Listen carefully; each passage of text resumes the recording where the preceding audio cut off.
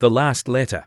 Elena sat by the old wooden desk, her fingers tracing the edges of a worn-out envelope. It had been sitting in the same drawer for decades, unopened. It was addressed to her in her father's careful handwriting, the ink slightly faded but still strong. Her father, Robert, had been a quiet man, someone who showed love through small gestures rather than words. He wasn't the type to say, "I love you," but he always made sure she had an extra sweater when it was cold and left a cup of tea by her bedside when she studied late into the night. He had passed away unexpectedly when she was 18, just before she left for college. The grief had been too much, and when she found this letter among his things, she hadn't been able to bear reading it. What if it contained something she wasn't ready to hear? So she tucked it away, promising herself she'd open it someday. Now, at 45, with her own children grown and her heart aching from the passage of time, she felt ready. Taking a deep breath, she carefully peeled open the envelope and unfolded the letter.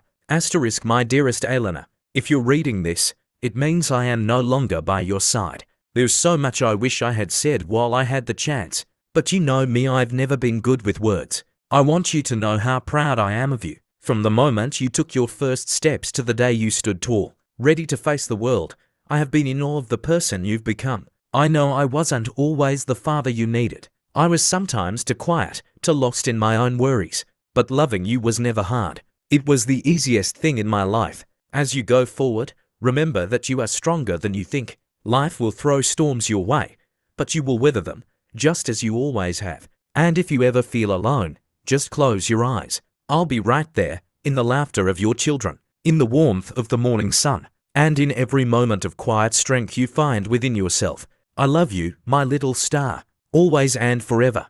Dan asterisk. Tears blurred Elena's vision as she clutched the letter to her chest. For the first time in years, she didn't just feel the weight of his absence, she felt his presence, not in words spoken, but in the love that had always been there, waiting for her to find it. And in that moment, she knew he had never really left.